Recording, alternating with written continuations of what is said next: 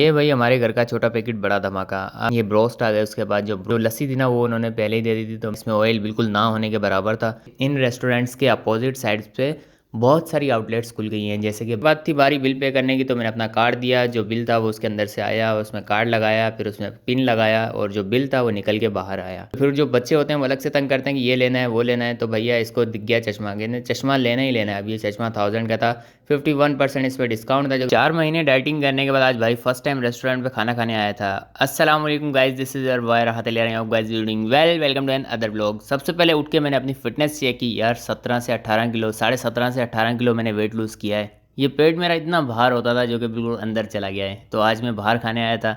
मैंने कहा last time अपने आप को देख लें, क्या पता दोबारा पेट निकल जाए।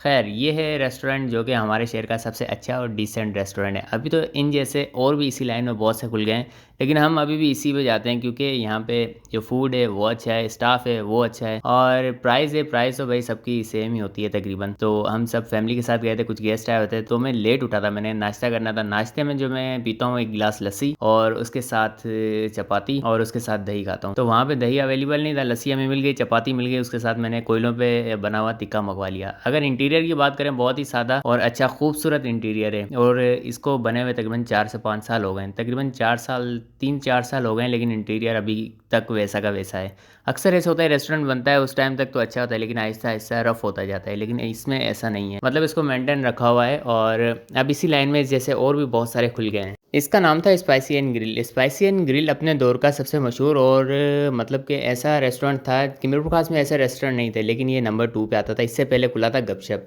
गपशप थोड़ा सा पता नहीं क्यों पीछे चला गया यार, अब वहाँ पे दिखा ही नहीं है। उन्होंने जगह भी चेंज कर ली है, पहले एक जगह पे था, फिर उसके बाद जल्दी से उन्होंने स्विच कर लिया दूसरी जगह पे, उसके बाद एक और जगह पे चले गए। लेकिन अब इस लाइन में ऐसे बहुत हैं। इसका जो नाम है वो है स्पाइसी एंड ग्रिल। अब आगे एक और बना है डिश एंड डैश, वो भी थोड़ा सा लेविश किस्म का है, लेकिन ये अपने दौर का मतलब कि नंबर फर्स्ट पे था।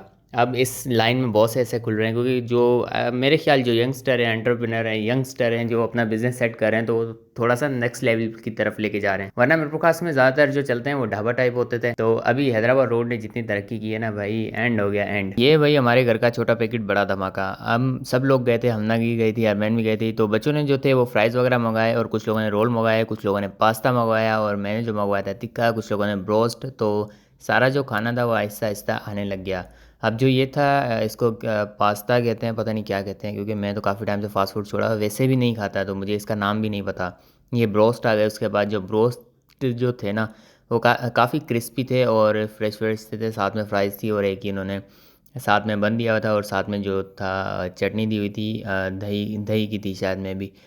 तो ये सब चीज़ें आने के बाद अब मैं वेट कर रहा था कि मेरा खाना आए, लेकिन उससे पहले जो बाकी का जो सारा खाना था, जो लस्सी थी ना वो उन्होंने पहले ही दे दी थी, तो मैंने पहले मंगवा ली थी। जो लस्सी थी वो पहले मैं चीनी वाली पीता था, तो टाइम गुजरने के बाद फिर मैंने शुगर को बिल्कुल अपनी ज़िंदगी से माइनस करना शुरू कर दिया। उसके बाद भाई आ गया हमारा टिक्का, जो कि रैप किया हुआ था, इसमें ऑयल बिल्कुल ना होने के बराबर था, और साथ में हल्का सा सैलेड था, खीरे थे। और इस लाइन में जो ऐसे छोटे छोटे और बड़े बड़े रेस्टोरेंट हैं ना, मतलब छोटी पैकिंग में बड़े रेस्टोरेंट, जहाँ का मेन्यू भी बहुत मतलब वसी है, काफ़ी चीज़ें मिलती हैं आपको, कढ़ाई से लेकर मंदी तक, और फास्ट फूड से लेकर मतलब ये ऐसी सारी चीज़ें, juice drink, cold drink, soft drink, सारी ड्रिंक्स, मतलब ये सारा मेन्यू एक ही पैकेट में जब आपको मिलता है ना। इनकी चलने की सबसे बड़ी वजह ये भी है कि इनके सामने अब आउटलेट्स हैं। बड़े शहरों में ये आम सी बात है कि आउटलेट्स और उनके बीच में रेस्टोरेंट खुलना, लेकिन मीरपुर खास में पिछले 3 से 4 सालों में ये सब चेंज हुआ है। यहाँ पे बहुत सारी, जब इसके इन रेस्टोरेंट्स के अपोजिट साइड्स पे बहुत सारी आउटलेट्स खुल गई हैं, जैसे कि बाटा की हो गई, फर्स्ट स्टेप हो गई, बुनेंजा हो गई,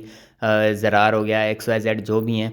तो ये सारी लाइन में पीछे जो हैं आउटलेट्स हैं, मतलब लोग शॉपिंग करने आते हैं, जिसको शॉपिंग नहीं करनी होती वो कहते हैं चलें कुछ खा लेंगे, और जो शॉपिंग करके थक जाते हैं, थोड़ा रेस्ट करना होता है, क्योंकि सोचना भी तो होता है। जब लेडीज़ जाती हैं शॉपिंग करने, तो एक ही बार में तो चीज़ समझ में नहीं आ जाती ना।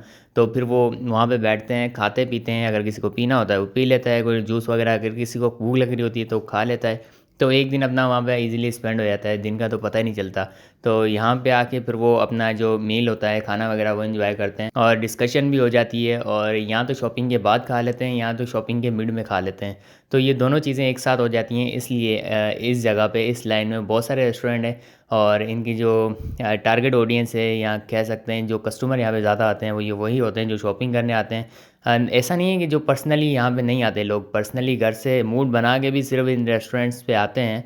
पर ज़्यादातर वो आते हैं जो कि सामने आउटलेट्स हैं और वहाँ पे शॉपिंग भी हो जाती है और खाना पीना भी हो जाता है। अब यहाँ पे आए हो और शॉपिंग नहीं की तो ऐसा हो ही नहीं सकता। अगर शॉपिंग आपने नहीं भी करनी ना, तो अगर आपके साथ फैमिली है या घर वाले हैं तो वो कहेंगे चलें देख लेते हैं, क्या पता कुछ न्यू अराइवल आया हो या कुछ डिस्काउंट ऑफर चल रही हो, तो चलते हैं देख लेते हैं। तो ये सीन तो नॉर्मल है। तो वहाँ पे जाएंगे आप खाना खाने और साथ में आपकी थोड़ी बहुत शॉपिंग भी हो जाएगी, या तो न्यू अराइवल चेक करने के लिए चले जाएंगे। उसके बाद थी बारी बिल पे करने की, तो मैंने अपना कार्ड दिया, जो बिल था वो उसके अंदर से आया, उसमें कार्ड लगाया, फिर उसमें पिन लगाया और जो बिल था वो निकल के बाहर आया। बिल देने के बाद फिर हम लोग भी रेस्टोरेंट से बाहर आए और फिर बारी थी आउटलेट्स की, जहाँ का कोई प्लान नहीं था लेकिन चले गए, क्योंकि आउटलेट्स पे देखने हैं कोई न्यू अराइवल आया हो।